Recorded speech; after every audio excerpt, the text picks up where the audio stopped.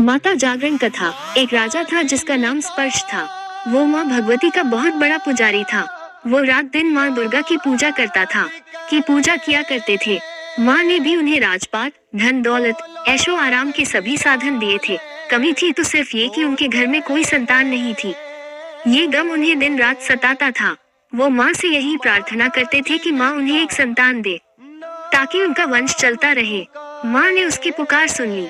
एक दिन माँ ने आकर राजा को स्वप्न में दर्शन दिए और कहा कि वे उसकी तेरी भक्ति से बहुत प्रसन्न हैं। उन्होंने राजा को 2 पुत्रियां प्राप्त होने का वरदान दिया। कुछ समय के बाद राजा के घर में एक कन्या ने जन्म लिया। राजा ने अपने राज दरबारियों को बुलाया, पंडितों और ज्योतिषों को बुलाया और बच्ची की जन्म कुंडली तैयार करने का हुक्म दिया।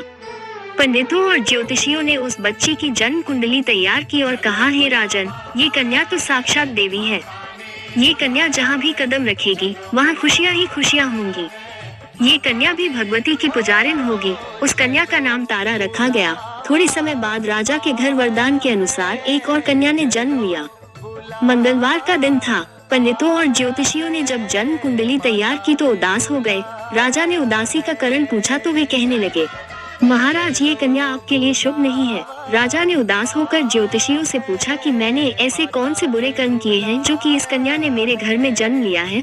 उस समय ज्योतिषियों ने अपनी ज्योतिष लगाकर बताया। कहने लगे कि ये दोनों कन्याएं जिन्होंने आपके घर में जन्म लिया है, पिछले जन्म में राजा इंद्र की अप्सराएं थी। इन्होंने सोचा कि हम भी मृत्यु लोक में भ्रमण करें तथा देखें कि मृत्यु लोक पर लोग किस तरह रहते हैं। दोनों ने मृत्यु लोक पर आ एकादशी का व्रत रखा।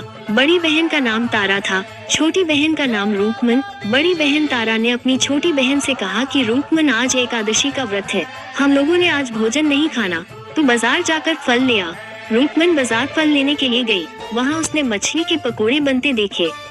उसने अपने पैसों के तो पकोड़े खा लिए तथा तारा के लिए फल लेकर वापस आ गई। फल उसने तारा को दे दिए। तारा ने पूछा कि तू अपने लिए फल क्यों नहीं लाई, तो रूपमन ने बताया कि उसने मछली के पकोड़े खा लिए हैं। उसी वक्त तारा ने शाप दिया, जा नीच, तूने एकादशी के दिन मांस खाया है, नीचों का कर्म किया है, जा मैं तुझे शाप देती हूँ, तू नीचों की जून पाए। छिपकली बनकर सारी उम्र मांस ही कीड़े मकोड़े खाती रहे। उसी शहर में एक ऋषि गुरु गोरख अपने शिष्यों के साथ रहते थे। उनके शिष्यों में एक चेला तेज स्वभाव का तथा घमंडी था। एक दिन वो घमंडी शिष्य पानी का कमंडल भरकर खुले स्थान में एकांत में जाकर तपस्या पर बैठ गया। वो अपनी तपस्या में लीन था। उसी समय उधर से एक प्यासी कपिला गाय आ गई। उस ऋषि के पास पड़े कमंडल मुंह डाला और सारा पानी पी गई। जब कपिता गाय ने मुंह बाहर निकाला तो खाली कमंडल की आवाज सुनकर उस ऋषि की समाधि टूटी। उसने देखा कि गाय ने सारा पानी पी लिया था। ऋषि ने गुस्से में आ उस कपिला गाय को बहुत बुरी तरह चिमटे से मारा। वो गाय लहूलुहान हो गई। ये खबर गुरु गोरख को मिली। उन्होंने जब कपिला गाय की हालत देखी तो उस ऋषि को बहुत बुरा भला कहा और उसी वक्त आश्रम से निकाल दिया। गुरु गोरख ने गाय माता पर किए गए पाप से छुटकारा पाने के लिए कुछ समय बाद एक यज्ञ रचाया। इस यज्ञ का पता उस शिष्य को भी चल गया जिसने कपिला गाय को मारा था।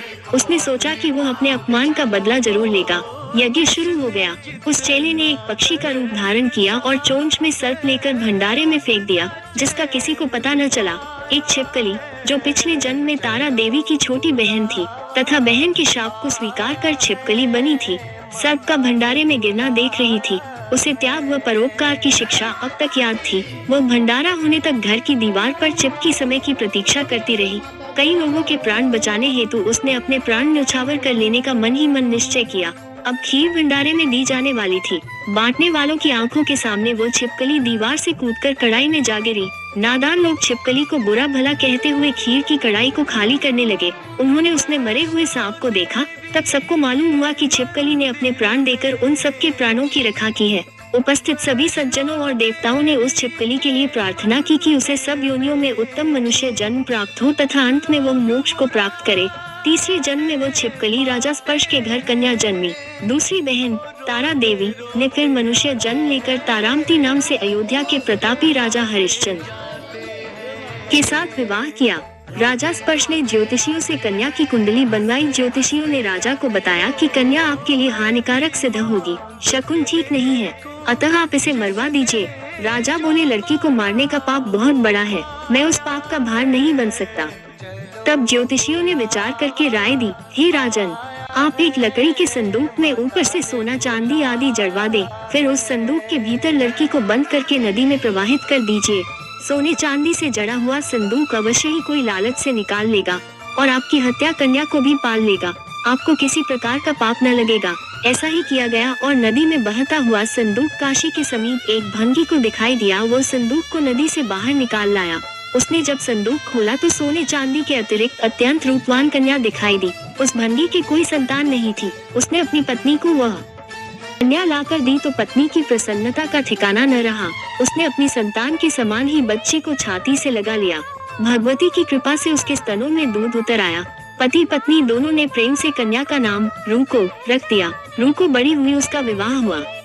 रूको की सास महाराजा हरिश्चंद्र के घर सफाई आदि का काम करने जाया करती थी। एक दिन वह बीमार पड़ गई। रूको महाराजा हरिश्चंद्र के घर काम करने के लिए पहुंच गई। महाराज की पत्नी तारामती ने जब रूको को देखा तो वह अपने पूर्व जन्म के पुण्य से उसे पहचान गई। तारामती ने रूको से कहा, हे बहन, तुम मेरे यहाँ निकट आकर बैठो। महारानी की बात सुनकर रूको बोली, रानी जी, मैं नीच जाति की भंगिन हूँ, भला मैं आपके पास कैसे बैठ सकती हूँ। तब तारामती ने कहा, बहन, पूर्व जन्म में तुम मेरी सगी बहन थी। एकादशी का व्रत खंडित करने के कारण तुम्हें छिपकली की योनि में जाना पड़ा। जो होना था सो हो चुका। अब तुम अपने इस जन्म को सुधारने का उपाय करो तथा भगवती वैष्णो माता की सेवा करके अपना जन्म सफल बनाओ। ये सुनकर रूको को बड़ी प्रसन्नता हुई और उसने उपाय पूछा। रानी ने बताया कि वैष्णो माता सब मनोरथों को पूरा करने वाली है। जो लोग श्रद्धा पूर्वक माता का पूजन व जागरण करते हैं, उनकी सब मनोकामना पूर्ण होती है। रूको ने प्रसन्न होकर माता की मनौती करते हुए कहा, हे माता, यदि आपकी कृपा से मुझे एक पुत्र प्राप्त हो गया तो मैं भी आपका पूजन व जागरण करवाऊंगी। माता ने प्रार्थना को स्वीकार कर लिया। फलस्वरूप 10वें महीने उसके गर्भ से एक अत्यंत सुंदर बालक ने जन्म लिया। परंतु दुर्भाग्यवश रूको को माता का पूजन जागरण कराने का ध्यान न रहा। जब वो बालक 5 वर्ष का हुआ तो एक दिन उसे माता चेचक निकल आई। रूको दुखी होकर अपने पूर्व जन्म की बहन तारामती के पास आई और बच्चे की बीमारी का सब वृतांत कह सुनाया। तब तारामती ने कहा, तू जरा ध्यान करके देख कि तुझसे माता के पूजन में कोई भूल तो नहीं हुई। इस पर रूको को 6 वर्ष पहले की बात याद आ गई। उसने अपराध स्वीकार कर लिया। उसने फिर मन में निश्चय किया कि बच्चे को आराम आने पर जागरण अवश्य करवाएगी।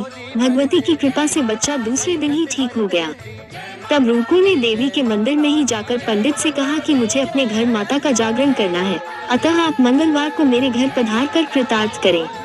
पंडित जी बोले, अरे रूको, तो यही 5 रुपए दे जा, हम तेरे नाम से मंदिर में ही जागरण करवा देंगे। तू नीच जाति की स्त्री है, इसलिए हम तेरे घर में जाकर देवी का जागरण नहीं कर सकते। रूको ने कहा, हे पंडित जी, माता के दरबार में तो ऊंच नीच का कोई विचार नहीं होता। वे तो सब भक्तों पर समान रूप से कृपा करती हैं, अतः आपको कोई ऐतराज नहीं होना चाहिए।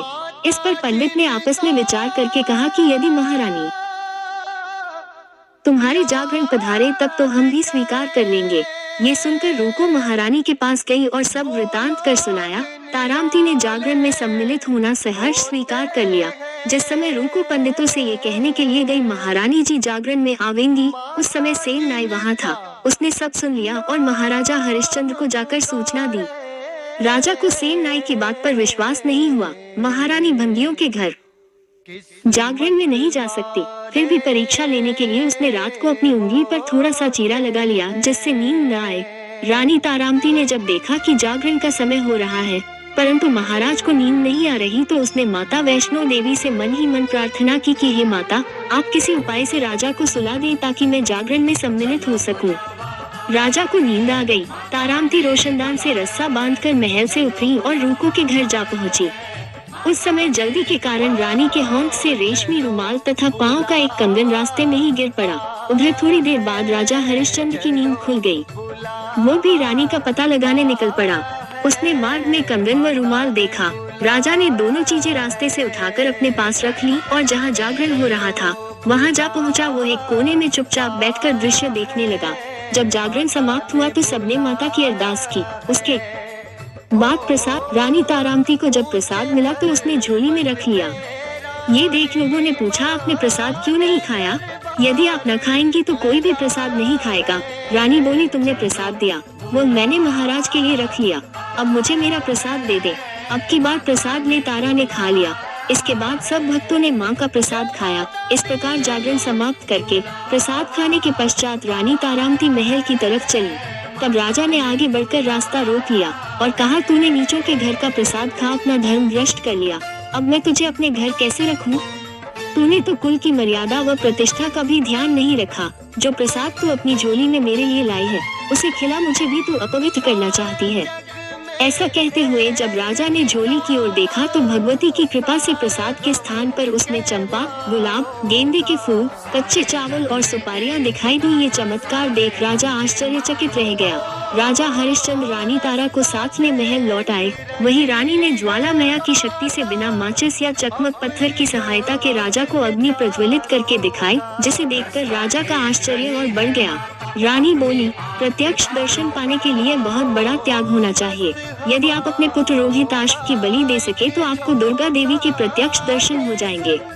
राजा के मन में तो देवी के दर्शन की लगन हो गई थी। राजा ने पुत्र मोह त्याग कर रोहिताश्व का सिर देवी को अर्पण कर दिया। ऐसी सच्ची श्रद्धा एवं विश्वास देख दुर्गा माता सिंह पर सवार हो उसी समय प्रकट हो गई और राजा हरिश्चंद्र दर्शन करके कृतार्थ हो गए। मरा हुआ पुत्र भी जीवित हो गया। चमत्कार देख राजा हरिश्चंद्र गदगद हो गए। उन्होंने विधि पूर्वक माता का पूजन करके अपराधों की क्षमा मांगी। इसके बाद सुखी रहने का आशीर्वाद दे माता अंतर्ध्यान हो गई। राजा ने तारा रानी की भक्ति की प्रशंसा करते हुए कहा है, तारा तुम्हारे आचरण से अति प्रसन्न हूँ। मेरे धन्य भाग जो तुम मुझे पत्नी रूप में प्राप्त हुई। आयु पर्यंत सुख भोगने के पश्चात राजा हरिश्चंद्र, रानी तारा एवं रूपमन भंगिन तीनों ही मनुष्य योनि से छूटकर देवलोक को प्राप्त हुए। माता के जागरण में तारा रानी की कथा को जो मनुष्य भक्ति पूर्वक पढ़ता या सुनता है, उसकी सभी मनोकामनाएं पूर्ण होती हैं, सुख समृद्धि बढ़ती है, शत्रुओं का नाश होता है।